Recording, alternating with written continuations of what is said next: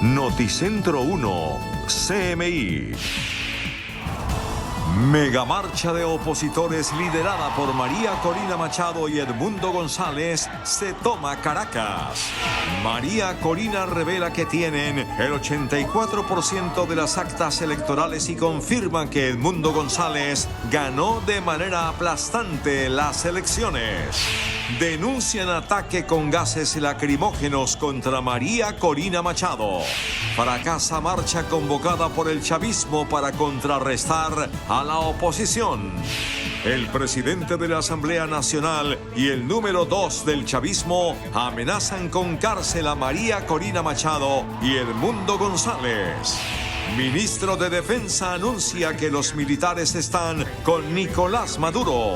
Maduro denuncia un complot entre Estados Unidos, el narcotráfico y Elon Musk para quedarse con Venezuela. Autoridades secuestran al líder de la oposición frente a la puerta de su casa. Perú reconoce a Edmundo González como presidente electo de Venezuela y Chile arremete contra Maduro.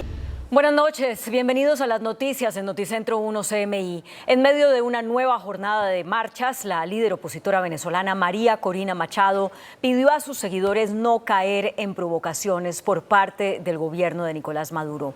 Hasta ahora se lleva un registro de 11 civiles asesinados durante las protestas. Machado confirmó que tienen el 84% de las actas electorales, lo que ratifica una arrolladora victoria sobre Nicolás Maduro. Las calles de Caracas y de varias ciudades en Venezuela son el escenario de múltiples manifestaciones y represiones por parte del gobierno de Nicolás Maduro tras las elecciones del pasado domingo 28 de julio. En medio de las miles de protestas, la líder de la oposición, María Corina Machado, y el candidato de la plataforma unitaria, Edmundo González Urrutia, invitaron a defender de manera cívica el triunfo de su partido. Esto luego de calificar los resultados como violentos y también luego de retar al Consejo Nacional Electoral para que entregue las actas. No crean que nadie va a aceptar ahora, no crean que vienen a ajustar o a cambiar actas. Las actas originales oficiales ya las conocemos y el mundo entero las ha visto. Así que, desde aquí, retamos al Consejo Nacional Electoral a que entregue las actas de una vez. Según la líder opositora, más del 84% de las actas oficiales ya fueron procesadas, escaneadas y están en el portal web de su partido político. Por su parte, Edmundo González hizo un llamado a los militares y a los policías, instándolos a que cumplan con su juramento. A las fuerzas de seguridad y a nuestra Fuerza Armada los instamos a respetar la voluntad de los venezolanos expresada el 28 de julio y detener la represión de manifestaciones pacíficas. En las redes sociales también circularon videos donde se evidencia la llegada de María Corina a un centro de salud, según los testigos, luego de que le lanzaran una bomba lacrimógena donde no sufrió graves afectaciones. Las autoridades en total reportan al menos 11 personas fallecidas, más de 100 heridas y al menos 167 detenidos en estas protestas antigubernamentales. A su vez, los seguidores de Nicolás Maduro protagonizaron una manifestación en apoyo al mandatario, en la que se evidenció una baja participación, por lo que el líder chavista convocó a una nueva marcha para el fin de semana y anunció el patrullaje permanente del ejército y de la policía en todas las ciudades del país. Entre tanto, el presidente de la Asamblea de Venezuela, Jorge Rodríguez, y el número 2 del chavismo, Diosdado Cabello, dieron la orden de arrestar a los opositores María Corina Machado y Edmundo González. Tras el rechazo de la victoria de Nicolás Maduro como presidente electo de Venezuela, que ha generado manifestaciones masivas en el país, en una reunión extraordinaria de la Asamblea Nacional, el diputado y hombre fuerte del chavismo, Diosdado Cabello, amenazó con detener a los líderes opositores María Corina Machado y al candidato presidencial Edmundo González, entre otros. Van a ir detenidos, porque tenemos las conversaciones, tenemos las comunicaciones. Llámese como se llame, tenga apellido Machado, González, tenga apellido Superlano, tenga apellido Patiño, tenga apellido Mendoza, tenga el apellido que tenga. Andan como unas ratas escondiéndose lo que están aquí en Venezuela. Pero los vamos a agarrar. Asimismo, el presidente de la Asamblea General, Jorge Rodríguez, dijo que deben ir presos por los hechos de violencia en el país. Tienen que ir presos sus jefes, los que les ordenaron, los que les pagaron. Y cuando digo jefe, no me refiero solamente a María Corina Machado, no, que tiene que ir presa. Me refiero a Edmundo González Urrutia, porque él es el jefe de la conspiración fascista. Las Fuerzas Armadas de Venezuela denunciaron un golpe de Estado mediático y manifestaron su apoyo incondicional a Nicolás Maduro. El ministro de Defensa de Venezuela, Vladimir Padrino López, condenó los actos violentos ocurridos en algunas manifestaciones populares contra el resultado de las elecciones del país y denunció que en esta marcha hay un supuesto golpe de Estado fraguado por sectores de la oposición con el respaldo de los gobiernos extranjeros. Estamos en presencia, sencillamente así lo digo, de un golpe de Estado. Un golpe de Estado fraguado nuevamente por estos factores fascistas de la derecha extremista, apoyado por supuesto por los factores imperiales, el imperialismo norteamericano y sus aliados y sus lacayos y cipayos. El ministro del Poder Popular para la Defensa de Venezuela también dijo que será leal al presidente Nicolás Maduro. Reafirmamos la más absoluta lealtad y apoyo incondicional al ciudadano Nicolás Maduro Moros, presidente constitucional de la República Bolivariana de Venezuela, nuestro comandante en jefe, quien ha sido legítimamente reelecto por el poder popular y proclamado por el poder electoral para el periodo presidencial 2025-2031. Padrino López también advirtió que actuarán con contundencia para preservar el orden interno en todo el país, siempre en el marco de la Constitución y de las leyes.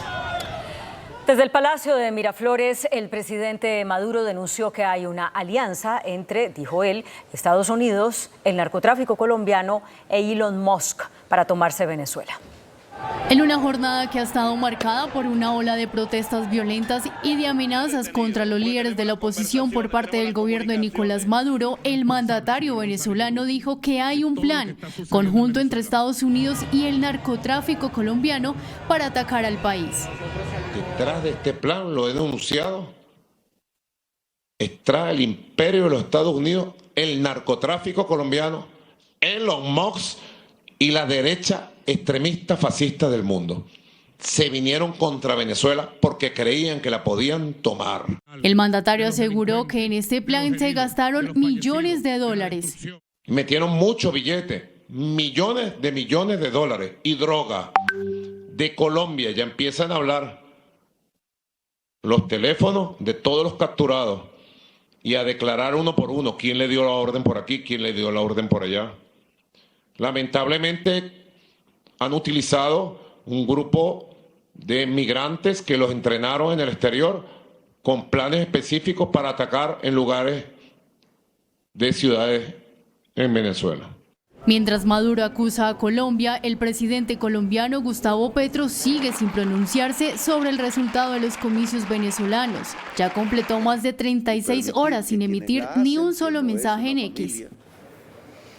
El Partido Voluntad Popular denunció la retención por parte de autoridades venezolanas del dirigente opositor Freddy Superlano. En las imágenes quedó registrado el momento en que llega una camioneta de color plateado y aborda la camioneta negra en la que se transportaba Superlano. Hombres armados vestidos de negro abren las puertas del carro y los bajan a la fuerza, los empujan y los suben al otro carro. Como pueden ver en pantalla, uno de los opositores lanzó su celular, pero fue recogido por los secuestradores. Además, se llevan la camioneta de Superlano. Entre tanto, las personas que grabaron el hecho les gritaban: "Suelten los asesinos, los estamos grabando", pero pese a ellos se los llevaron. Superlano fue diputado de la Asamblea Nacional que ganó las elecciones legislativas en 2015, cuyo periodo se extendió desde 2016, cuando fue instalado el Parlamento, hasta 2021. Esta detención llega luego de que el diputado Diosdado Cabello amenazara a un dirigente opositor. Por ahí hay un auto de detención para uno que ofreció, yo lo vi, me pasó por la cara, auto de detención. ¿Auto de detención qué se llama así? Y yo lo vi que pasó así. Tiene las iniciales FS, por expresiones de odio. Aquí en Venezuela, no, mano, que se pase la raya, dijo el presidente, le pisamos la cola yo. Y Chile confirmó que el cuerpo diplomático venezolano dejará el país en las próximas horas por órdenes del gobierno de Nicolás Maduro. Y por su parte, Perú dijo que Edmundo González es el presidente electo de Venezuela. El presidente de Chile, Gabriel Boric, anunció que la expulsión del personal diplomático chileno en Venezuela demuestra una intolerancia impropia de las democracias, pero descartó una ruptura total de las relaciones entre ambos países. Acá la decisión unilateral que ha tomado Venezuela, que aún no ha sido notificada formalmente, pero que con las diatribas que vimos ha sido anunciada de expulsar a nuestro personal diplomático, quiero decirles que es injustificable y, como señalé antes, demuestra una intolerancia impropia de las democracias. Por otra parte, el gobierno de Perú reconoció al líder opositor Edmundo González como el nuevo presidente electo de Venezuela, mientras que República Dominicana cerró su embajada y su consulado general en Caracas después de que el gobierno del presidente Nicolás Maduro exigiera la retirada de manera inmediata de su representación diplomática. En otras noticias, en Italia crearon un perro robot aspirador que succiona las colillas de cigarrillos que están en las playas. Un equipo del Instituto Italiano de Tecnología de Génova ha desarrollado una respuesta de 4 patas al problema de las colillas de cigarrillos en las playas locales. Vero es un perro robot que utiliza inteligencia artificial para identificar colillas de cigarrillos en la playa y aspirarlas con una serie de accesorios que poseen cada una de sus patas. Asimismo, este dispositivo utiliza un sistema de cámaras y un algoritmo para reconocer sus objetivos y planificar una ruta y recoger con éxito aproximadamente el 90% de las colillas de cigarrillos en diversos entornos. Según el convenio Marco para el Control del Tabaco de la Organización Mundial de la Salud, cada año se desechan 4,5 billones de colillas de cigarrillos a la playa. Hola, muy buenas noches, bienvenidos a Entrevistas CMI. La situación de Venezuela, con la orden del presidente Nicolás Maduro de sacar la tropa a las calles en todos los estados, pues repercute en Colombia y en uno de los departamentos limítrofes con el vecino país, norte de Santander, que alberga a un gran número de venezolanos cuando esa ola migratoria va hacia el interior del país y hacia el sur del continente y hacia los Estados Unidos. Por eso, nuestro invitado de hoy es el señor gobernador de norte de Santander, William Villamizar Laguado. Señor gobernador, buenas noches, gracias por aceptar Entrevistas CMI. Buenas noches, Gerardo, buenas noches a todos los televidentes a esta hora. Señor gobernador, ¿cómo ve usted esa situación de Venezuela? ¿Cómo está afectando, si en algo ya se ve, en la frontera? Bueno, nos preocupa especialmente la situación de la frontera. Desde la semana anterior instalamos un puesto de mando unificado, teniendo en cuenta las repercusiones que se pueden generar en nuestro departamento, en esta región, si se genera un éxodo masivo de venezolanos. Y estábamos preparándonos con nuestros hospitales, con los temas de seguridad, con los temas de atención en la parte de migración, porque el efecto de una dificultad grande en Venezuela se va a sentir aquí en esta frontera que es la más dinámica, sobre todo en los puentes internacionales de Cúcuta, de Ureña y de algunos municipios como Puerto Santander. Estamos con una gran preocupación de lo que pueda ir aconteciendo en las próximas horas. Estamos obviamente preparados hasta cierto tono para poder atender, como lo hicimos en el pasado, las dificultades que se puedan presentar, pero indudablemente se puede rebasar la capacidad institucional en el evento de que la ola migratoria sea muy grande. Señor gobernador, el fin de semana los centros de abasto de la ciudad en Cúcuta y demás municipios del norte de Santander se llenaron de venezolanos que compraban mercado y provisiones. ¿Esto sigue pasando hoy? Bueno, en el fin de semana sí se presentó este fenómeno, sin embargo recordemos que la frontera se cerró desde el jueves Entonces no hubo la posibilidad de los pasos por los puentes internacionales, aunque la gente, pasa por las trochas. Hay un comercio normal, pero hay una tensión, sobre todo en los corregimientos y en los municipios que están ahí, al lado de los puentes internacionales. Señor gobernador, usted participó hoy de un consejo de seguridad que encabezó el ministro de Defensa, Iván Velázquez. ¿Qué concluyeron allí y qué medidas se adoptaron para resguardar la frontera? Tenemos la gran preocupación de los comerciantes y de la comunidad en general en lo que tiene que ver con extorsiones, en lo que tiene que ver con delitos de robos y demás que se presentan en esta región del país. El balance general respecto a los índices de criminalidad del año anterior arroja resultados positivos. No obstante, estamos perdiendo el semestre en materia de homicidios y por eso se presentan toda una serie de estrategias encaminadas a la lucha contra la criminalidad y a disminuir estos índices que nos están afectando. En conclusión, se va a ampliar el pie de fuerza en 120 nuevos efectivos de la policía y 60 más para el resto del departamento. También se va a incrementar el equipo de investigadores de la SIJIN y de Policía Militar para poder avanzar en contrarrestar el delito con mayores investigación. Estuvo también la fiscal general de la Nación, la doctora Luz Adriana, y también hubo el compromiso de aumentar investigadores y fiscales en materia de extorsión, de homicidio y de protección de vida. En esas tareas se trabajó en el día de hoy. ¿Y el tema de la frontera, por lo que está ocurriendo en Venezuela, fue tratado? El tema de la frontera fue tratado en el sentido de estar preparados para la llegada masiva, si se llega a presentar, de venezolanos y poder estar atentos en toda la línea fronteriza, en los puentes internacionales, con policía y ejército, para que no se nos vaya a presentar alguna situación que se salga de las manos en materia de orden público. Cuando usted dice estamos preparados, ¿qué significa eso?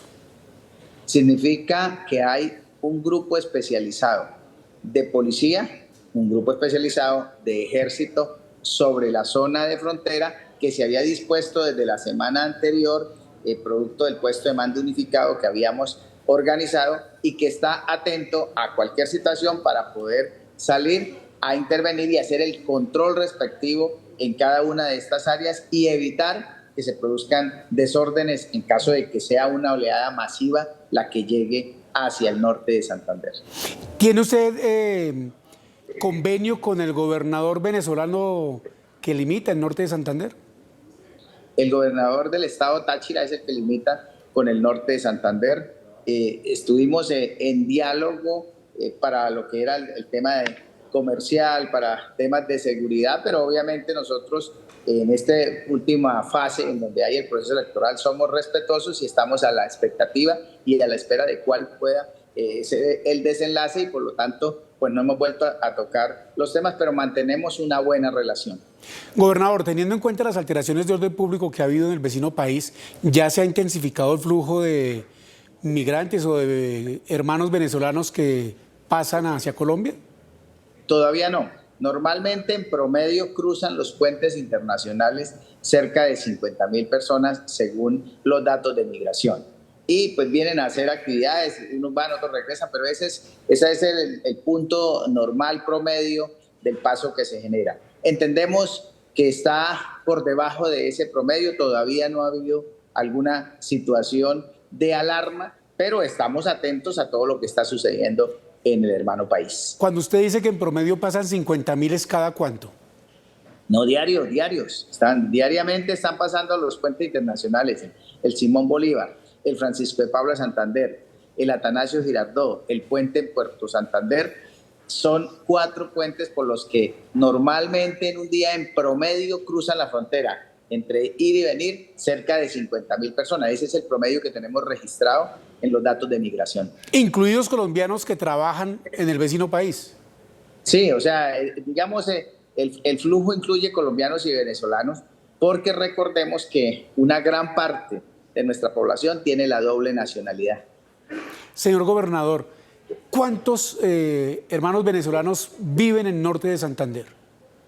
Bueno, hoy precisamente estábamos revisando esos datos, son más de 100.000 los que están precisamente aquí en territorio del norte de Santander, pero se estima que por lo menos cruzaron la frontera hacia Colombia unos 2,5 millones de venezolanos después del último cierre de frontera que se realizó hasta hoy. Claro, no todos se quedaron en Colombia porque algunos cruzaron la frontera hacia el Perú y el resto pues están en Colombia, en cada una de las ciudades. Hoy el presidente de la Comisión Segunda, el senador José Luis Pérez, a quien usted conoce muy bien, llamó la atención en el sentido de que Colombia no está preparada para una nueva ola migrante de ese tenor en el número que usted manifiesta, por ejemplo. ¿Usted comparte esa opinión?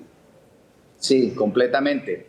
Considero que con lo que tenemos es suficiente. Una nueva llegada de venezolanos nos va a complicar porque recordemos que nosotros les atendemos en los hospitales en materia de salud, les atendemos en los colegios en materia de educación, se hace unos trabajos de ayuda humanitaria, se busca la forma también incluso como se realizó en el pasado de generarles trabajo en empresas que cultivan flores y en otras en el país, pero muchos de ellos no encuentran oportunidad y se van hacia los parques de las principales ciudades y otros no solamente se van a buscar trabajo, sino que también generan inseguridad en el país y sobre todo en esta región fronteriza. Todas esas dificultades no vamos a ser capaces de soportarlas en el evento en que se dé un nuevo proceso como el de años anteriores. Aunque la mayoría, como usted lo relata, es gente trabajadora, gente que viene en busca de un mejor porvenir,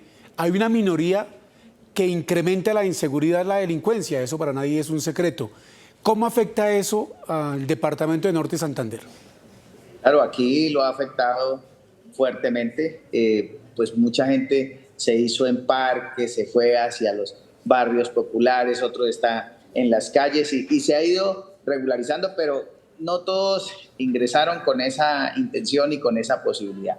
También ingresaron delincuentes, criminales que se organizaron en bandas para robos en los barrios, atracadores y tienen una modalidad, varios de los venezolanos que han ingresado y es que primero disparan y luego se roban las cosas. Eso, digamos, está demostrado en algunos de los barrios, pues no todos vienen con esa situación, pero así como pasa gente buena, también pasa gente que se dedica a la delincuencia. También bandas organizadas que están en la región y que han cruzado el país como por decir algo, el Tren de Aragua y algunas otras que se encuentran no solamente incluso en Colombia y Venezuela, sino en algunos otros países. Entonces se genera también ese corredor y nosotros estamos pues alertas con Fiscalía, con Ejército, con Policía, con investigadores, para que también se pueda dar un control a ese tipo de situaciones. Señor gobernador, usted lo dice muy bien, una mayoría que es trabajadora pujante, una minoría que se dedica a delinquir. Hay una diferenciación para recibir a unos y a otros, teniendo en cuenta que entran, camuflados los delincuentes con la gente de bien. No hay forma de hacer ese control. Todas las personas que ingresan al país en una migración de esa naturaleza, se supone y se parte de la buena fe que son gente buena, pero pues uno no sabe quién está entrando. Pero cuando se entra a gran escala, yo estaba gobernador en la ocasión anterior, cuando ingresaron, por ejemplo, 120, 130,000 personas de Venezuela en un solo día, no había forma ni siquiera de contarlos, no había la forma porque era el puente completo lleno, pasando y pasando y pasando. No había la forma ni siquiera de contar. Es muy difícil hacer un control cuando se presenta una situación de esa naturaleza. Pero esta vez, haciendo bien el trabajo, escalonándolo, generando unas barreras después del puente y demás, se puede lograr algún control en ese sentido. Esperamos que esta situación no se dé. Sí, señor. no queremos que se llegue a esos extremos, pero debemos estar preparados porque ya nos ha pasado 2 veces. El señor gobernador de Norte de Santander, William Villamizar Laguado, tercera vez que accede a ese cargo, que es mandatario departamental. La situación que puede acrecentar la crisis social y humanitaria que se vive en el departamento de Norte de Santander por los migrantes venezolanos que estima gran parte de la dirigencia política colombiana pueden llegar en masa por la crisis que tiene el vecino país. Señor gobernador, ¿hay cooperación judicial con Venezuela precisamente para combatir esa delincuencia de la que usted nos hablaba antes de comerciales? Sí, hace varios meses, unos 3 o 4 meses, tuvimos una relación importante con el gobernador del estado Táchira y él pudo lograr que la Guardia Venezolana y que las autoridades venezolanas se pusieran en contacto con las autoridades colombianas que nosotros hicimos la gestión. De manera que en ese ejercicio hubo una relación, una cooperación entre los 2 departamentos. Previo a ello, los 2 presidentes se habían reunido y también los ministros de Defensa habían avanzado en algunas tareas de cooperación. Entonces, existe ya un antecedente de cooperación de las autoridades para esa lucha contra el crimen transnacional y contra esas bandas que están en la zona limítrofe. ¿Pero eso sí se da en los hechos o se queda en las buenas intenciones? El informe que tenemos del brigadier general James Roa, comandante de la región 5, que incluye Arauca, Norte de Santander y Santander, es que se ha logrado avanzar en varias tareas y capturar varios delincuentes con cooperación directa de la Guardia Venezolana, y se ha logrado entonces capturar a algunos de esos delincuentes. Señor gobernador, pasemos a otro tema ya más local. Dejemos a Venezuela a un lado. Usted estuvo estos días en un municipio o una zona de su departamento donde no dejaban salir a 25 policías. ¿Qué fue lo que ocurrió allí? Bueno, eso tiene una historia, y es que es el municipio de Sardinata y un corregimiento que se llama Las Mercedes. En ese corregimiento estaba la estación de policía y en el año 2014-2015 hubo un atentado de la guerrilla y volaron, toda la estación de policía. La intención era reconstruirla, mientras tanto no estaba la policía, pero una orden de la Corte es que se debe prestar el servicio. Entonces, la policía arrendó unas casas en la esquina del parque para poder instalar nuevamente la Policía Nacional, la estación. Esa sufrió un nuevo ataque, y en ese nuevo ataque pues eran casas, pues está a punto, quedó con todos los disparos y demás, se cayeron varias de las paredes, de los techos, y ahí está funcionando la estación de policía en unas condiciones inhumanas.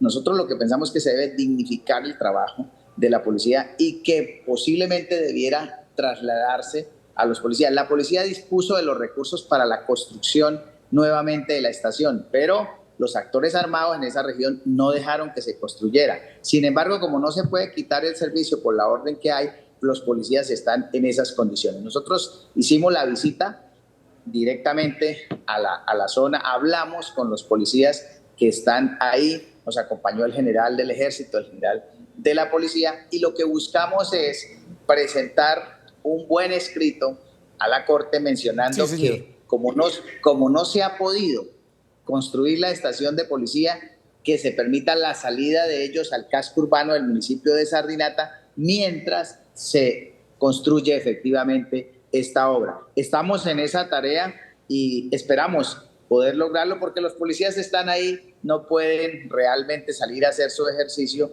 porque es una zona bastante complicada para ellos en materia de orden público por la presencia que hay de los actores armados. ¿Qué actores armados confluyen ahí, señor gobernador? Ya como todos sabemos, esto es parte del Catatumbo, está las FARC y está el ELN. Y a propósito del Catatumbo, el asesinato de dirigentes sociales, el aumento de los cultivos ilícitos, ¿cómo va eso? Bueno, en el Consejo de Seguridad de hoy se hizo un informe. Estábamos en cerca de 42.000 hectáreas sembradas de coca. El informe de hoy nos dice que son 51.000 hectáreas, o sea que creció el cultivo de coca en esta región del departamento. ¿En cuánto tiempo, gobernador? Estamos hablando del último año y medio aproximadamente. Sí, señor. No obstante, quería mencionar que los cultivadores de coca hace 3 meses hicieron un paro cocalero, porque no les están comprando la coca. Entonces están en una crisis que llaman ellos de hambre, una crisis en donde esperaban ayuda del gobierno nacional y ayuda del gobierno departamental y de los alcaldes en materia de canastas alimentarias, porque no tienen cómo subsistir y porque sus terrenos los han dedicado exclusivamente a la siembra de coca. Esperaban entonces sustitución de cultivos y esperaban una ayuda humanitaria de emergencia. Se trabajó para las canastas alimentarias. Sí. Hace falta avanzar en la sustitución de cultivos porque el PENIS tiene algunas dificultades de recursos, pero pues se ha hecho todo un trabajo, toda una mesa técnica, unas actas de concertación y se está trabajando precisamente en ello para que ahora que tienen la voluntad poder sacarlos de ese cultivo ilegal y pasarlos realmente a cultivos lícitos. Señor gobernador, ¿de qué sirvió entonces la Asamblea Nacional Cocalera que realizó el presidente Gustavo Petro en su departamento a principio de su gobierno? Bueno, recordemos que inicié labores en enero de este año. Me refiero a principio de su gobierno, el del presidente Petro. Sí, ya venían, digamos, algunas acciones que pues no han funcionado, porque si los cocaleros hicieron un paro hace 3 meses y tienen unas dificultades de alimentos y de ingresos, es porque ninguna de esas tareas ha podido funcionar. ¿Y por qué no les están comprando la coca? Ellos mencionan que quienes venían a comprarles la coca en este momento no lo están haciendo y entonces tienen incluso panelas de coca en sus casas y nadie se las compra, ni siquiera para cambiarlas por mercado. Y pues esa es la crisis que hay en esa zona del Catatumbo. Muchos se han trasladado a trabajar en la minería, otros en los cultivos de palma, pero quienes tienen la tierra y la tenían sembrada con coca tienen esa dificultad. Pero gobernador, no entiendo una cosa, si no compran la hoja de coca, ¿por qué hoy hay más coca sembrada en vista de que el negocio no está siendo rentable aparentemente? Tal vez los cultivos alcanzaron a llegar hasta ese nivel de 52.000 o 51.000 hectáreas y en este momento está suspendido. Me imagino que la última medición de áreas sembradas con coca de hace un buen tiempo daba exactamente, era esas 51.000 y no las 40.000 de las que se había hablado. Gobernador, en el Catatumbo, ¿quién manda? Bueno, está la autoridad, está el ejército, está la policía, pero está también la presencia del ELN y de la disidencia, llamémoslo así, o Estado Mayor de las FARC. El Catatumbo es una zona muy grande. El Catatumbo es una zona que tiene selva, que tiene montaña, que tiene límite con Venezuela. Entonces es difícil para el gobierno nacional, a pesar de que tiene más de 12.000 hombres en el terreno, poder controlar todos los rincones. Hay sectores en donde efectivamente hay una gran presencia del ELN y otra de las FARC, y ahora que hay una mesa de negociaciones en donde hay un cese bilateral, pues cada uno está como en su espacio. A propósito de eso, el proceso con el ELN va muy mal. El comisionado de Paz, Otto Patiño, reconoció hoy que no tiene la suficiente voluntad esa guerrilla. ¿Cómo ve usted el hecho de que de pronto pueda romperse esa negociación? No, pues muy preocupante, muy preocupante. Nosotros necesitamos en el departamento, la mitad del departamento es el Catatumbo, o sea, la mitad está en donde está el ELN y las FARC. Y ese cese bilateral ha ayudado en los últimos meses porque no ha habido muertes por cuenta de ataques de la guerrilla hacia la fuerza pública y también porque ha habido un cese de hostilidades entre el ELN y las FARC. Romper los diálogos no le conviene al norte de Santander. Al norte de Santander le conviene que se firme un acuerdo de paz, así sea a nivel regional. Y un rompimiento de los diálogos y las negociaciones va a repercutir en el orden público y nos va a traer consecuencias muy complicadas para la región. Nosotros esperamos que el señor comisionado de paz pueda hacer las gestiones suficientes y necesarias para que se sostengan los diálogos y se continúe con los acuerdos en lo que ya se ha logrado, porque no hay secuestro, precisamente porque esa fue una de los diálogos pactados en los últimos acuerdos, y también el cese bilateral. Ha habido una relativa tranquilidad en el Catatumbo producto de estos acuerdos, y nosotros le apostamos a que se continúe y a que no se vaya a romper esta negociación. Y el tema, usted me mencionaba al Estado Mayor Central de las FARC, ¿cuál vertiente? ¿La de Calarcá o la de Iván Mordisco? No, tiene que ver con la de Calarcá, donde está, digamos, Andrei como la persona que está liderando ese proceso. Con Iván Mordisco no están en este momento sincronizados esas disidencias. Sí, correcto.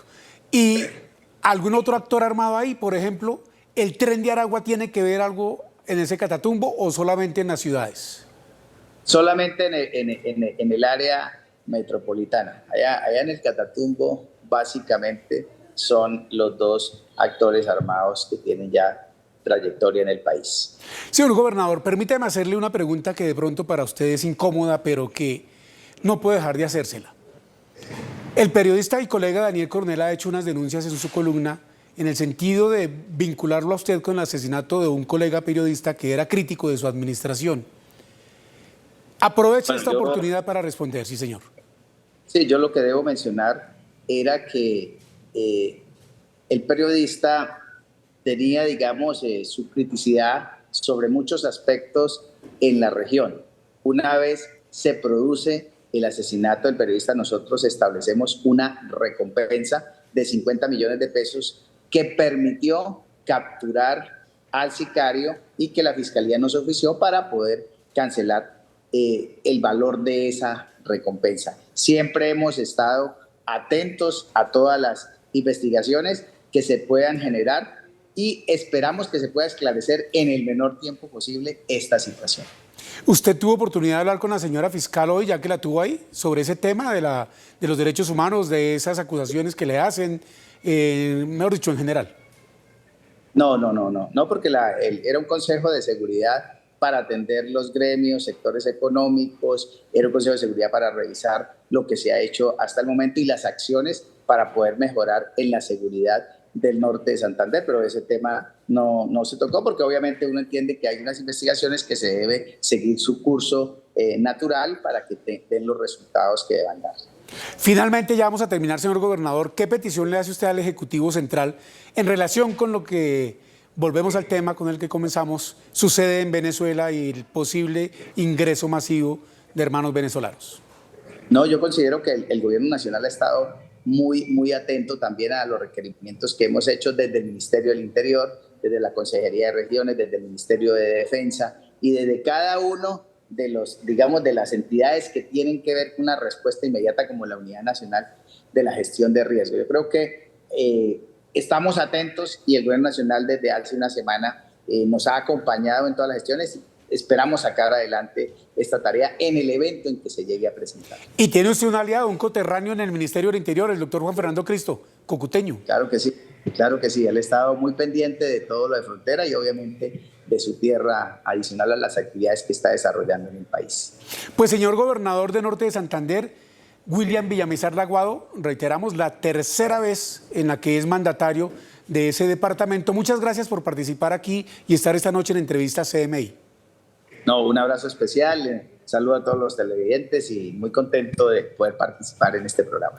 Y señor gobernador, esperamos que el impacto de lo que sucede en Venezuela pues no repercuta con mayor fuerza en nuestro país. A ustedes televidentes, muchas gracias por la sintonía. Noticentro 1, CMI. Presidente Maduro ordena militarizar calles de Venezuela. Mañana arrancan patrullajes. ¡Anda por mí, cobarde! Maduro reta al candidato Edmundo González y anuncia que le caerá todo el peso de la justicia. Oposición venezolana dice que tiene el 84% de las actas electorales y proclama aplastante victoria sobre Maduro.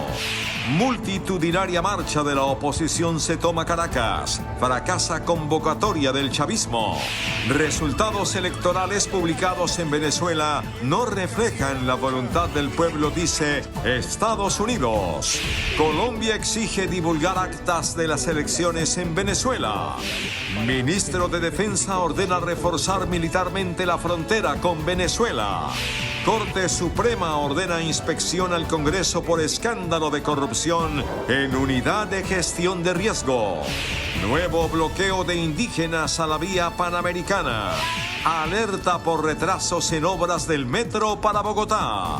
Está en riesgo la seguridad energética del país y de Bogotá, advierte Contralor General. Sector petrolero reporta pérdida de 27.000 empleos. Iniciamos nuestra segunda hora de noticias. Es muy tensa la situación esta noche en Caracas. Esto luego que desde el balcón del Palacio de Miraflores, el presidente Maduro ordenara la militarización del país. El jefe de Estado retó a los líderes de la oposición. Dijo que el peso de la justicia caerá sobre Edmundo González, a quien llamó señor cobarde, y sobre María Corina Machado, a quien calificó como terrorista. El presidente Maduro, rodeado de sus aliados y ante un pequeño grupo de seguidores, anunció la militarización de toda Venezuela y la toma popular de las calles. A partir de hoy y todos los días que están por venir, hasta que restituyamos la paz donde la perturbaron, hasta que consolidemos la paz, hay dos acciones que hay que hacer.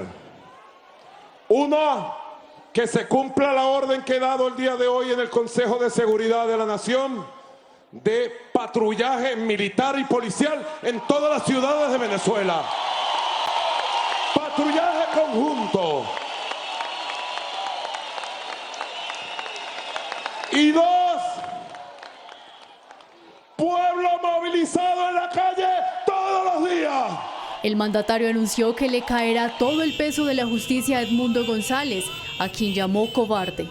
Señor cobarde, no se meta con la mujer humilde en su casa y su familia.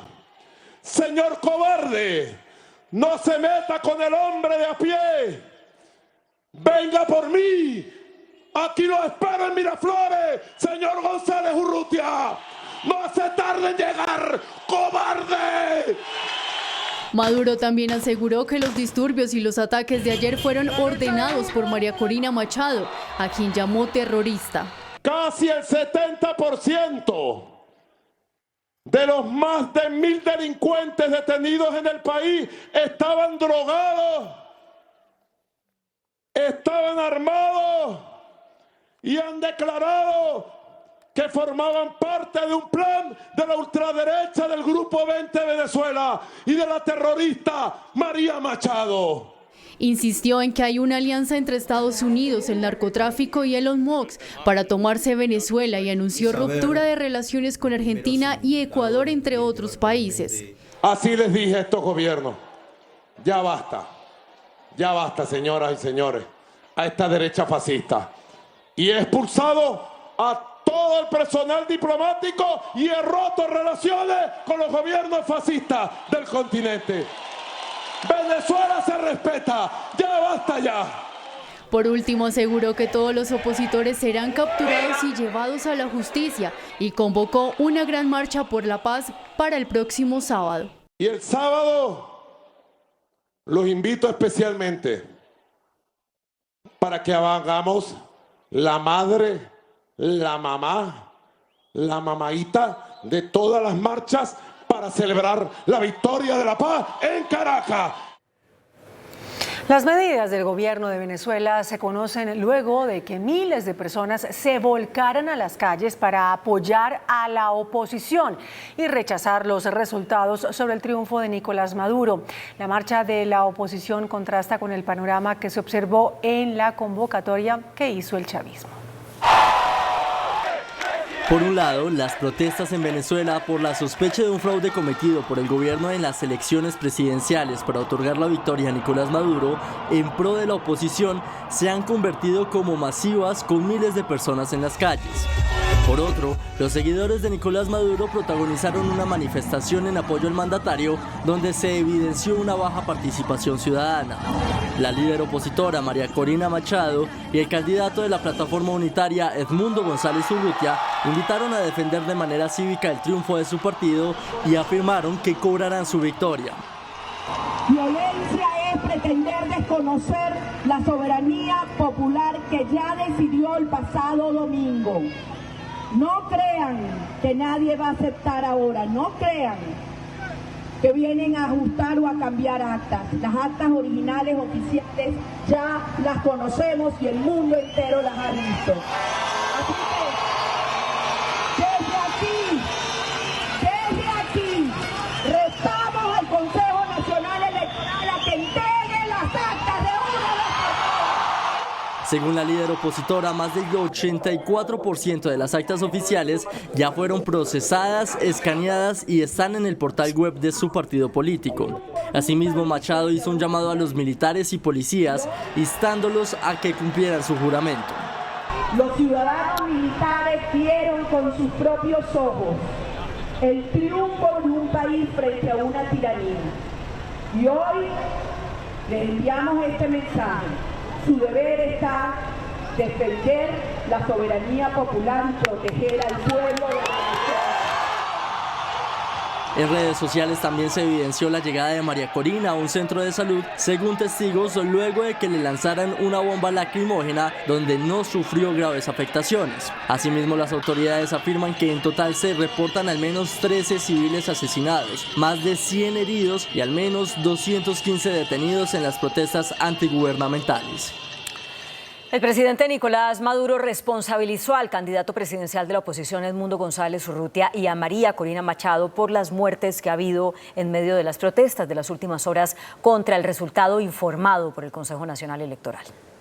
Ante la violencia que la Fuerza Armada de Venezuela ha perpetrado contra los ciudadanos que protestan en contra del régimen que los ha liderado por 25 años, el presidente Nicolás Maduro hizo responsable a los líderes de la oposición de su represión política contra el pueblo venezolano. Lo hago responsable, señor González Urrutia, de todo lo que está sucediendo en Venezuela, de la violencia criminal, de los delincuentes, de los heridos, de los fallecidos, de la destrucción. Usted será el responsable directo, señor González Urrutia, y usted, señora Machado. Y la justicia tiene que llegar.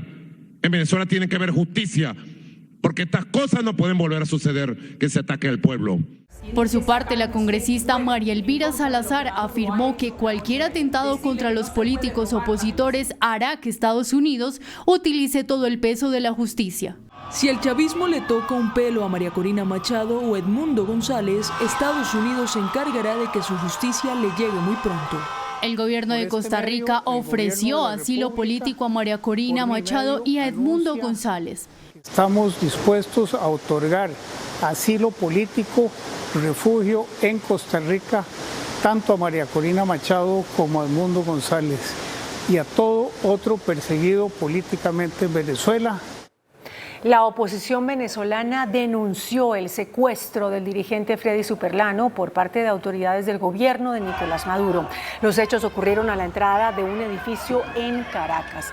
En video quedó registrado cómo hombres armados y vestidos de negro bajan de un automóvil y a la fuerza al líder opositor y a 2 de sus colaboradores. ¡Suéltalo! Entre tanto, la Casa Blanca pidió al gobierno del presidente Nicolás Maduro que publique los resultados completos, transparentes y detallados de las elecciones del domingo y aseguró que la información oficial entregada no refleja la voluntad del pueblo venezolano. El gobierno del presidente de los Estados Unidos, Joe Biden, se pronunció ante la ola de manifestaciones en Venezuela y solicitó al gobierno de Nicolás Maduro que publiquen los resultados electorales completos. A su vez, halagó a los ciudadanos por el coraje que han demostrado al defender su país.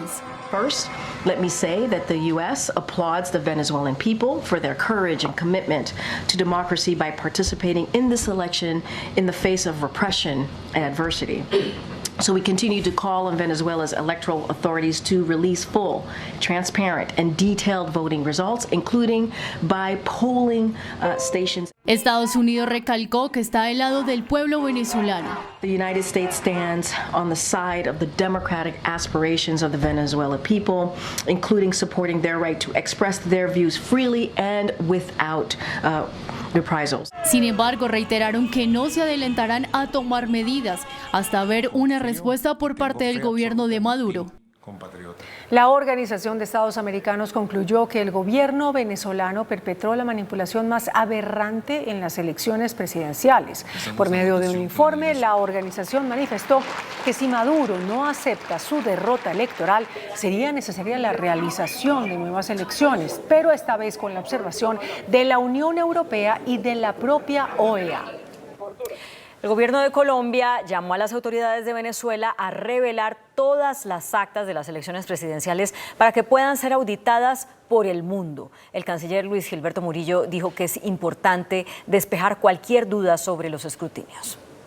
En la primera declaración oficial del gobierno colombiano sobre la situación de Venezuela, el canciller Luis Gilberto Murillo dijo que es necesario que haya entrega de las actas para saber qué pasó efectivamente en las elecciones de este domingo 28 de julio en el vecino país.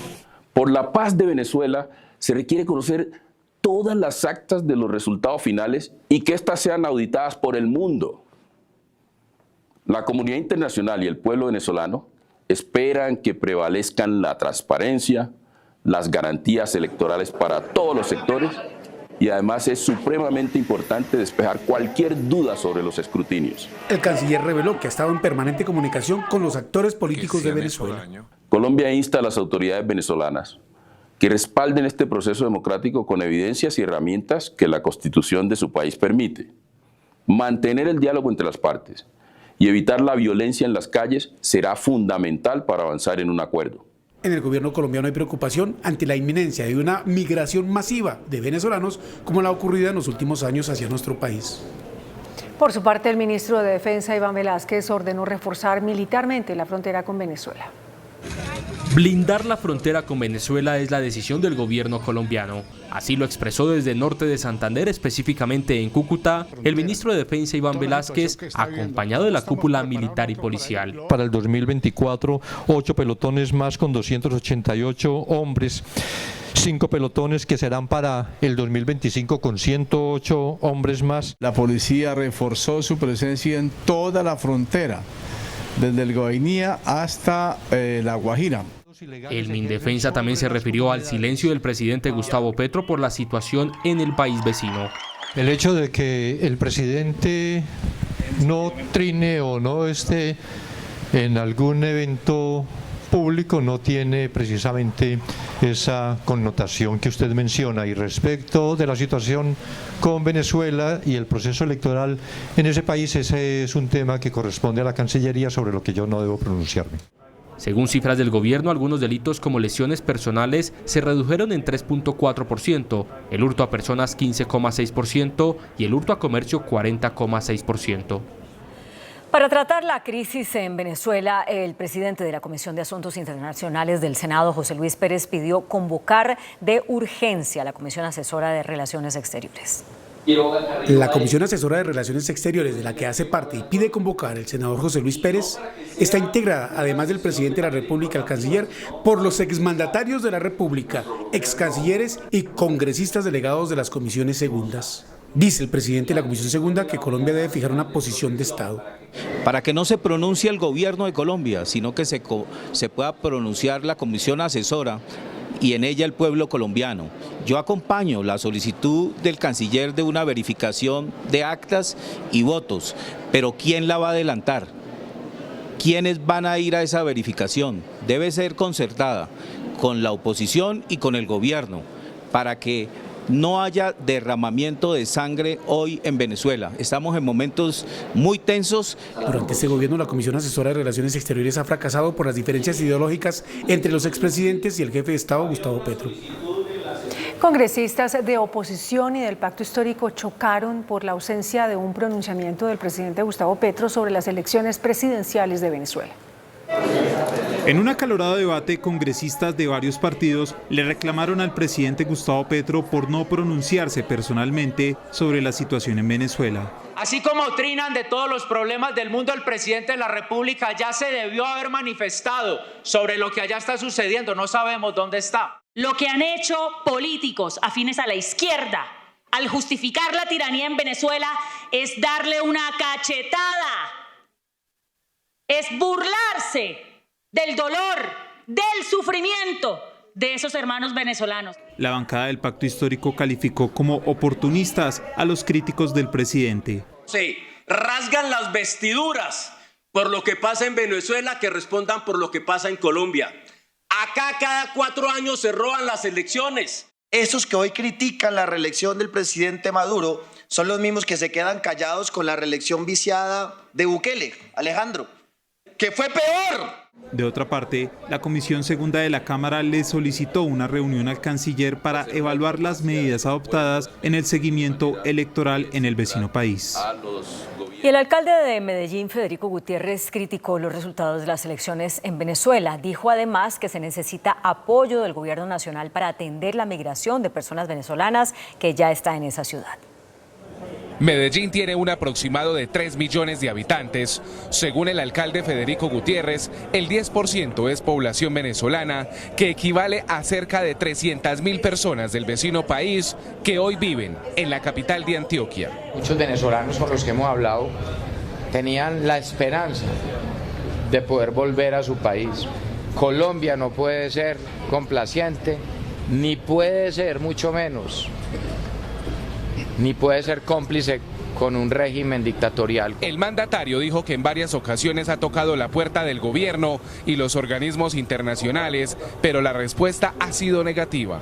Yo he hecho un llamado, inclusive se lo he hecho a la ONU, a la Oficina de Refugiados con quienes nos hemos reunido y les hemos dicho, necesitamos que lleguen de verdad las ayudas. El gobierno nacional, pues aquí no llega ninguna ayuda para el tema de venezolanos, todo lo hacemos nosotros con recursos propios. Y arremetió contra el reelegido presidente Nicolás Maduro. No hay Maduro que no se pudra, ni cabello que no se caiga. Las declaraciones se dieron durante el lanzamiento del quinto Foro Mundial de Datos de Naciones Unidas, presentado en Medellín. La Corte Suprema de Justicia ordenó inspecciones judiciales al Congreso en medio de las investigaciones por la corrupción en la Unidad Nacional de Gestión del Riesgo. Se busca establecer si hubo pago de dádivas para la aprobación de varios proyectos del gobierno. En medio del capítulo sobre el escándalo de corrupción de la Unidad de Riesgo, en el que la Corte Suprema de Justicia indaga a los expresidentes de Senado y Cámara, Iván Name y Andrés Calle, el despacho del magistrado Francisco Farfán ordenó inspecciones en el Congreso, que se llevarán a cabo en las comisiones séptimas de Cámara y Senado, en donde hicieron trámite las reformas pensional y de salud. El objetivo de estas inspecciones es recolectar documentos y constancias sobre cómo se llevaron a cabo esos debates. Esto luego de que Sneider Pinilla, ex subdirector de la unidad, señalara a Name y a Calle de haber recibido 4.000 millones de pesos para facilitar el trámite de esas reformas. En ese mismo sentido, la procuradora Margarita Cabello dijo que también ordenaron inspecciones. En el Ministerio de Hacienda, a efectos de verificar las entradas y salidas del señor Olmedo López a esa entidad. Estas inspecciones se adelantarán en el marco de la apertura de indagación disciplinaria al ministro de Hacienda Ricardo Bonilla, al exministro del Interior Luis Fernando Velasco y al exdirector del LAPRE Carlos Ramón González, también salpicados en este escándalo. La Fiscalía General evalúa abrir investigaciones por la presunta pérdida de información del celular de Olmedo López, exdirector de la Unidad de Gestión del Riesgo. Muchas gracias. El abogado José Luis Moreno, quien defiende al exdirector de la Unidad del Riesgo, Olmedo López, en el escándalo de corrupción, dio a conocer un comunicado en el que denuncia un supuesto robo de información a su cliente, que sería clave para esclarecer el escándalo. Jurídicamente relevantes. Dice que se cree que fue un ataque cibernético al teléfono celular que borró las comunicaciones sobre el supuesto cónclave con altos funcionarios en el que se hablaba de supuestos movimientos que rodearon la compra irregular de los carrotanques de agua para La Guajira. Sin embargo, desde la Fiscalía informaron que no existe aún denuncia formal sobre esa supuesta pérdida de información. La Fiscalía, sin embargo, está evaluando si abre una noticia criminal que sería aparte de las investigaciones del caso matriz que adelanta por el escándalo de corrupción de la Unidad de Riesgo. El comisionado para la paz, Oti Patiño, afirmó que todo pareciera indicar que el ELN no tiene voluntad de paz. Aseguró que la situación en Venezuela es muy preocupante de cara a los procesos de diálogos que adelanta Colombia con el ELN, el Estado Mayor y la Segunda Marquetalia, donde el país bolivariano actúa como garante.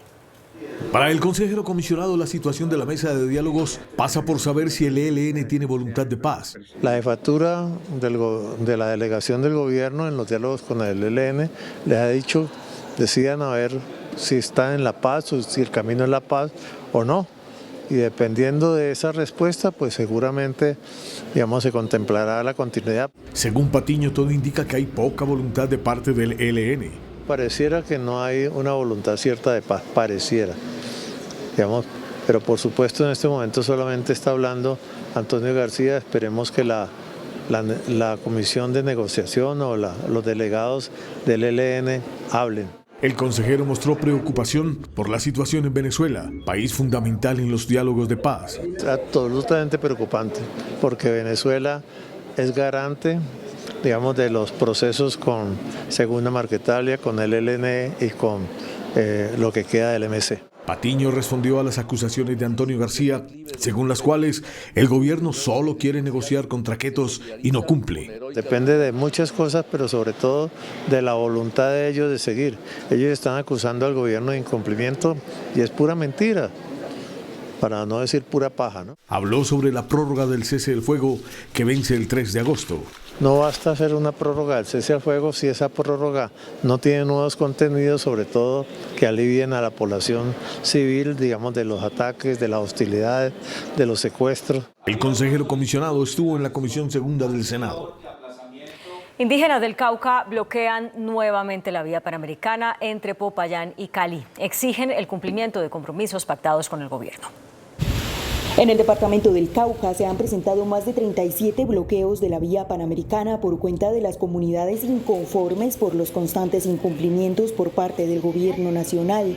El más reciente se registró en las últimas horas en el sector conocido como El Túnel, en Cajibío, donde muchos transportadores, adultos, mayores y niños tuvieron que permanecer bajo el inclemente sol, pues las autoridades indígenas del suroccidente bloquearon la vía que de Popayán comunica a Cali. Esos acuerdos es en tema de tierra, temas de salud, de educación, de infraestructura, temas de comunidad. Aunque el viceministro del Interior, Diego Cancino, hizo presencia en el lugar del bloqueo y mediante una mesa de concertación se trató de establecer acuerdos, esto no fue posible, ya que las comunidades indígenas insisten en permanecer sobre la vía hasta que se haga presencia por parte del Ministerio del Interior. Tenemos más de 37 bloqueos a la vía panamericana.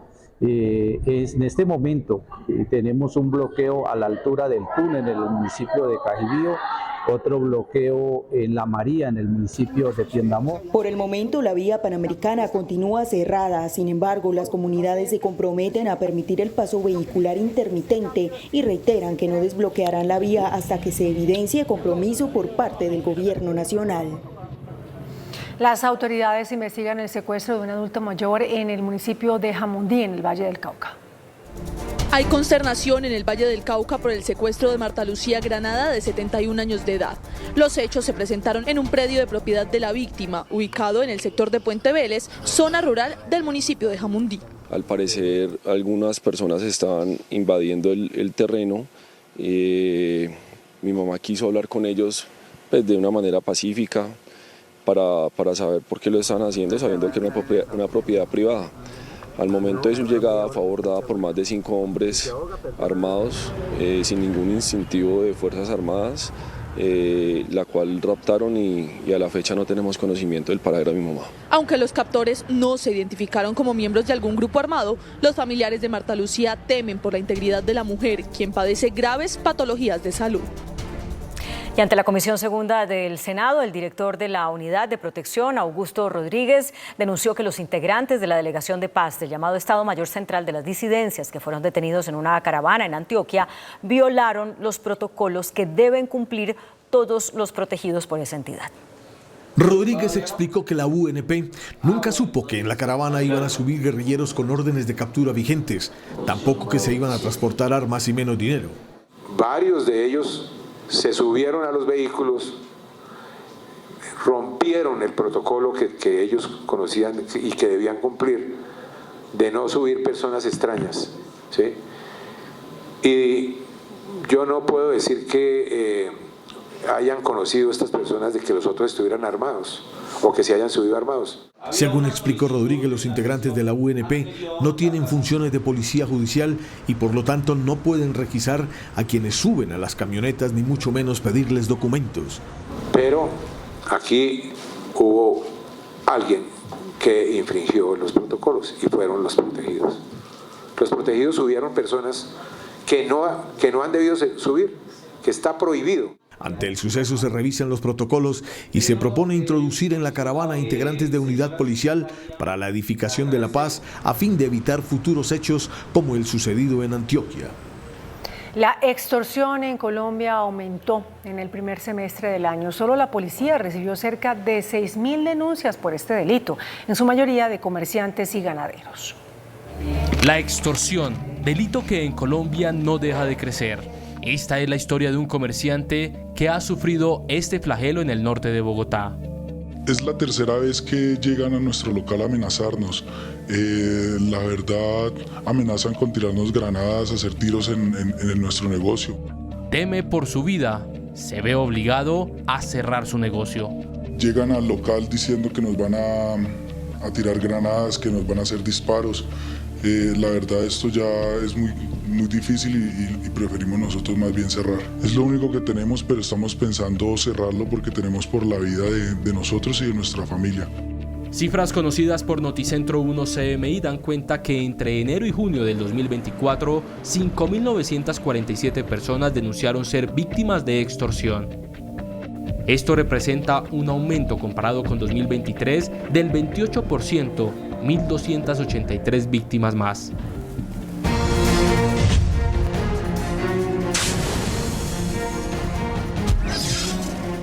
Buenas noches. Como todos los martes presentamos Los Elefantes Blancos, las megaobras sin concluir.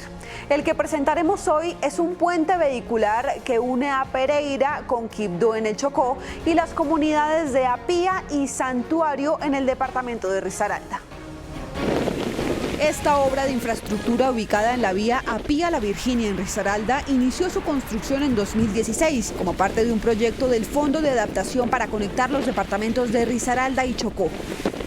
En noviembre de 2016 fue puesto en funcionamiento, pero en enero de 2017, es decir, 3 meses después, fue cerrado por fallas en su estructura. Esta obra se financió con recursos de las regalías, con una inversión inicial de 5.770 millones de pesos y una adición por invías de 3.900 millones. Este elefante blanco lo denunció CMI en 2019. La Contraloría anunció su intervención para lograr su entrega. El valor total de inversión del proyecto fue de más de 9.700 millones de pesos. El contratista fue el consorcio Megavías Chocó y el interventor fue Consorcio Vial Odiseo y su veeduría se denominó Comité Cívico Guardavías. Pero luego del fracaso a cargo del Fondo de Adaptación, el puente Limones fue asumido directamente por Invías. Las acciones de la Contraloría inician también con un seguimiento y acompañamiento a las veedurías, a la ciudadanía del sector, en la estrategia Compromiso Colombia. El nuevo contrato de 2020 fue suscrito con el consorcio Megavías Chocó, integrado por Ingeniería y Vías SAS y Megaproyecto Vial Siglo XXI. La Contraloría abrió un proceso de responsabilidad fiscal al Fondo de Adaptación por incumplimiento en las condiciones técnicas. Un proceso de responsabilidad fiscal que sin indexar y con imputación asciende a más de 4.000 millones de pesos.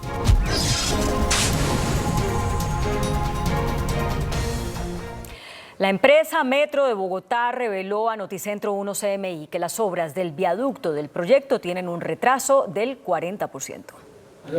En entrevista exclusiva con Noticentro 1 CMI, el gerente de la empresa Metro de Bogotá confirmó lo que se había alertado previamente en una de las reuniones de seguimiento a la obra que se realizan en el Consejo de Bogotá. El viaducto, que debería tener un avance de acuerdo a lo programado del 22%, apenas llega al 13%.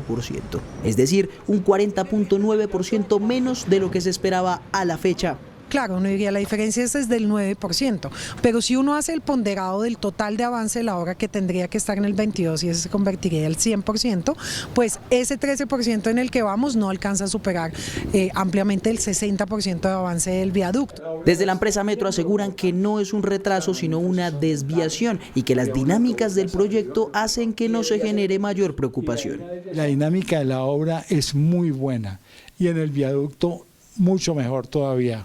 Perdóneme, si es muy buena, ¿por qué no va acorde a lo programado?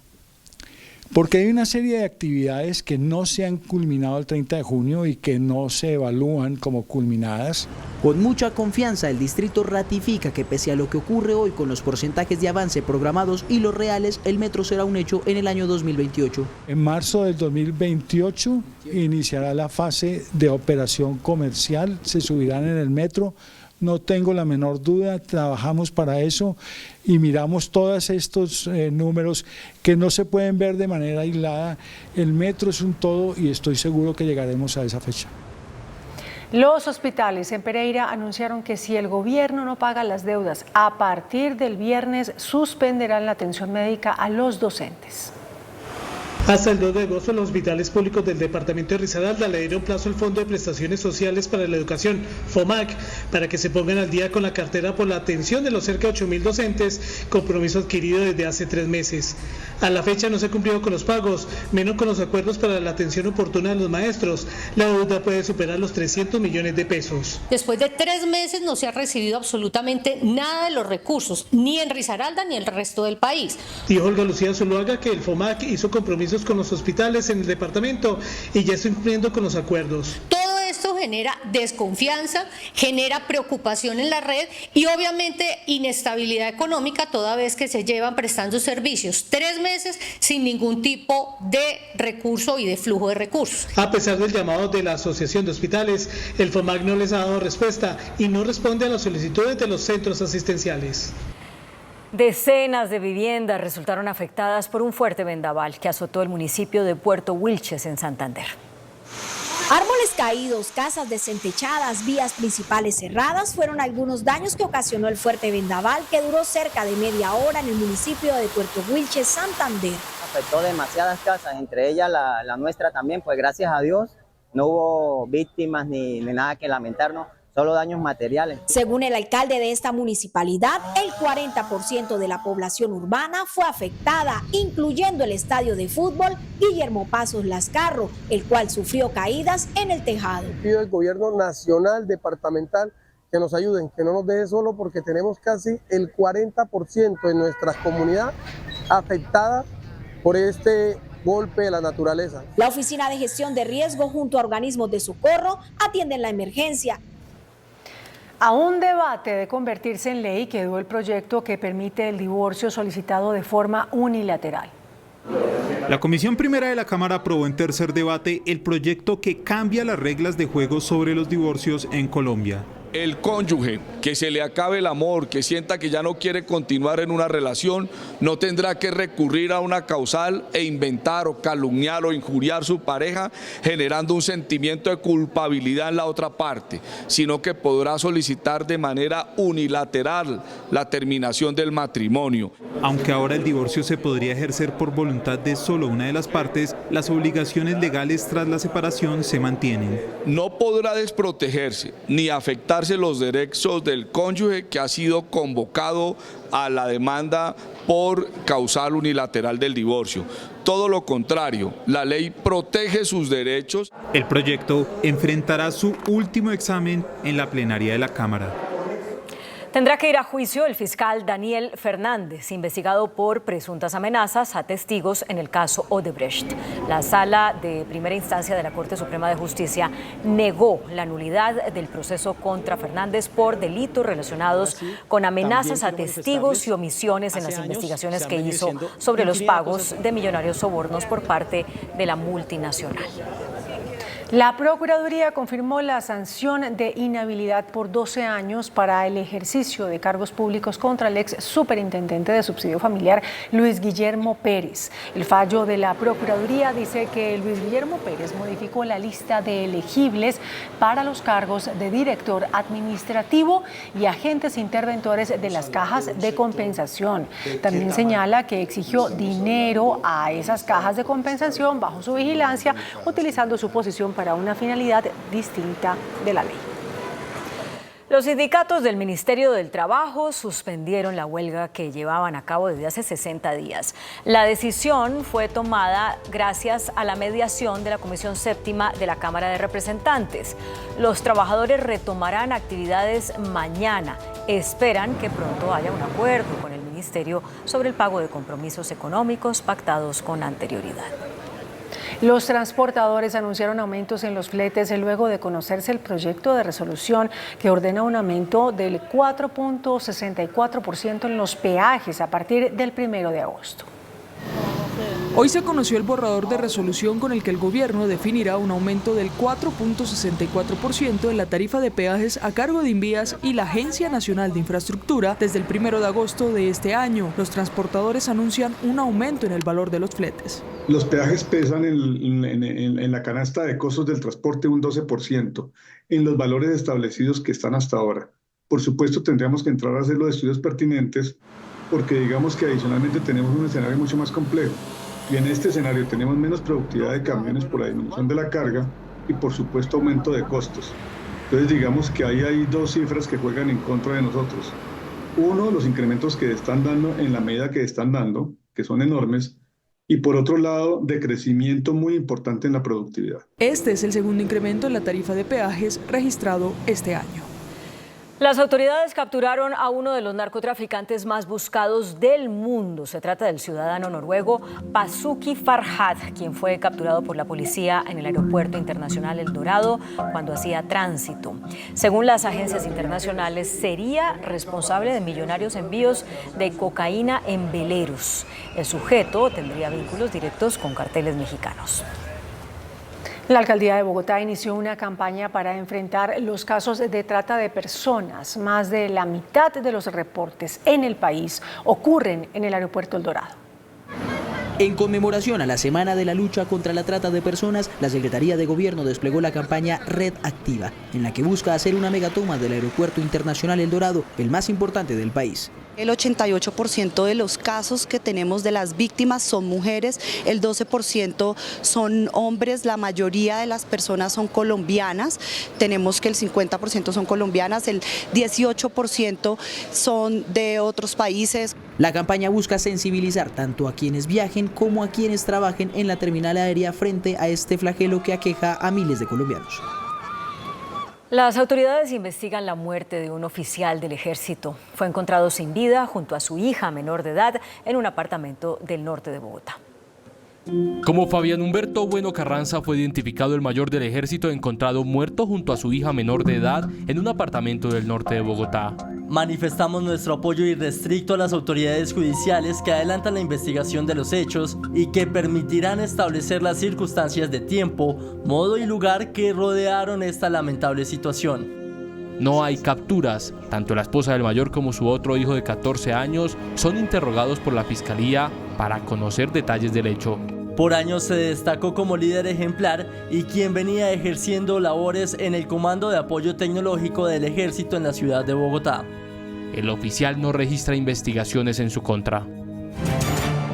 El Contralor General Carlos Hernán Rodríguez lanzó una alerta ante el posible riesgo de seguridad energética en el que está el país y especialmente Bogotá para el año 2025.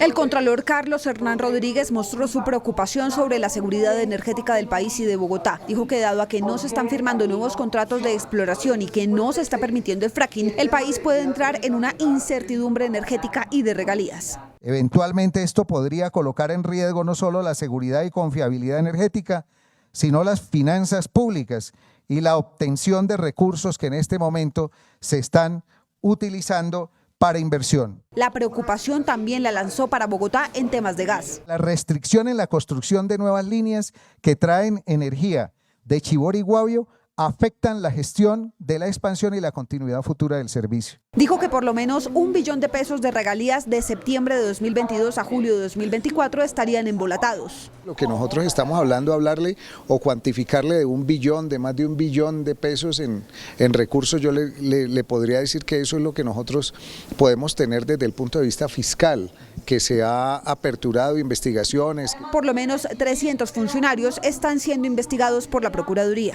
Tenemos ya más de 20 investigaciones disciplinarias por un valor más o menos aproximado de $1 billón de pesos y ya van 301 funcionarios. Es decir, el tema de corrupción y la importancia de la investigación disciplinaria es fundamental para que los fondos de regalía lleguen realmente al desarrollo social. Las alertas de la Contraloría y la Procuraduría se dieron en medio del primer foro sobre regalías. Precisamente, la Cámara de Representantes citó a debate de moción de censura al ministro de Minas, Andrés Camacho, por el manejo del sector energético en el país.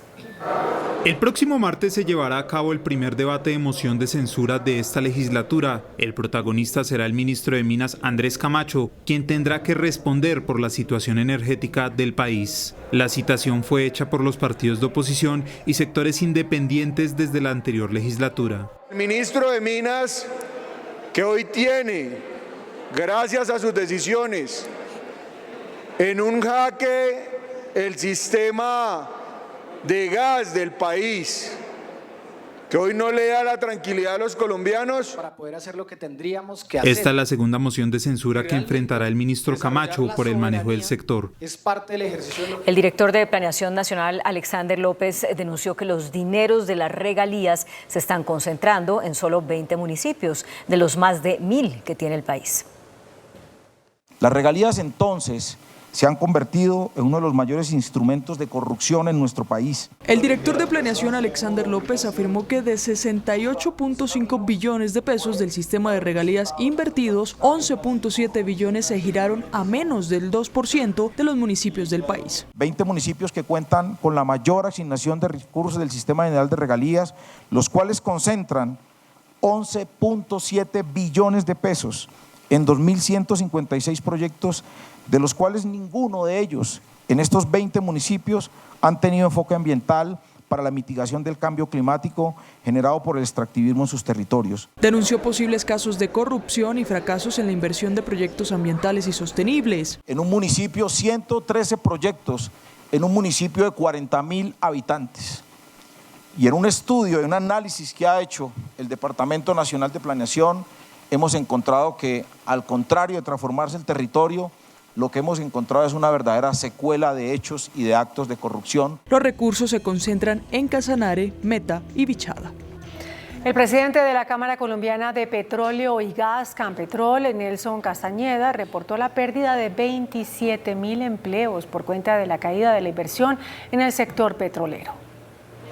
La menor actividad en el sector de petróleo y gas ha representado la pérdida de cerca de 27.000 empleos en el país. La dinámica de los taladros en perforación en el primer semestre del año pasó de 262 pozos a 217 pozos, lo que representó una caída del 14,7%. Se insiste en una política clara en el sector de hidrocarburos. Esa pérdida de empleo genera impacto en las regiones, bloqueos y lógicamente protestas de los empleados que antes tenían salarios muy interesantes en el sector petrolero y al irse al sector agrícola o turismo, pues no tienen esos mismos ingresos. Se mantiene una preocupación por la caída en la producción de gas del 5,6%. Hay incertidumbre en la política pública y por eso estamos invitando al gobierno, trabajando juntos para proponer nuevas ideas que los proyectos incrementales y de exploración en los contratos actuales se puedan desarrollar en el corto plazo. El llamado de la industria es a agilizar las medidas del plan de acción anunciado por la Agencia Nacional de Hidrocarburos. Luego de varios meses de caída, el mercado de la vivienda en Colombia está dando señales de reactivación. La Cámara Colombiana de la Construcción, Camacol, reveló que hay por lo menos 600.000 unidades de vivienda disponibles para la venta. Según las cifras de Camacol, en el mercado de la vivienda en Colombia existen 374.000 unidades de vivienda en construcción, 257.000 en preventa para un total de 631.000 viviendas. Esta amplia oferta será presentada en Expo Camacol del 21 al 24 de agosto en Medellín, donde el sector planteará alternativas para la reactivación. Hay 26 millones de metros cuadrados que están en construcción en el país, van a demandar insumos industriales y materiales de construcción por cerca de 55 billones de pesos. En la Feria de Vivienda se reunirán los alcaldes de las principales ciudades. Un sector que se va a reactivar, un país que se va a reactivar desde las regiones. Las inversiones de vivienda este año en Colombia ascienden a 100 billones de pesos en construcción y 72 billones en preventa. El índice de capitalización de la bolsa, que mide el comportamiento de las 25 principales acciones, cerró a la baja. El índice selectivo MSCI Colcap de la Bolsa de Valores de Colombia bajó 0,4% a 1.335 puntos. La acción de la empresa de la ETB fue la que más subió, con una valorización de 1,88% a 81 pesos con 50 centavos. La acción de Promigas fue la que más bajó, con una pérdida del 4% a 7.200 pesos. La acción más negociada de la jornada fue la de Ecopetrol, al movilizar más de 6.000 millones de pesos, con una variación estable a 2.130 pesos. Y el dólar cerró al alza. Indicadores económicos en Noticentro 1 CMI. La tasa representativa del mercado que regirá para mañana miércoles será de 4.089 pesos con 5 centavos. Los profesionales del cambio compran la divisa en promedio entre 1.870 pesos y la venden entre 1.920 pesos. Un euro cuesta 4.404 pesos con 60 centavos. La libra de café en Nueva York se cotizó a $2 con 30 centavos. El azúcar se transó en 19,13 centavos de dólar la libra. El barril de petróleo WTI se cotizó en $75 con 22 centavos. La referencia Brent para Colombia se cotizó en $78 con 58 centavos. Una acción de Ecopetrol cuesta 2.130 pesos. Tenemos noticia al cierre. El ministro de Hacienda, Ricardo Bonilla, anunció que se garantizarán los recursos para la reposición de votos de los partidos políticos. Esto luego de la denuncia del Consejo Nacional Electoral. Hasta aquí Noticentro 1 CMI.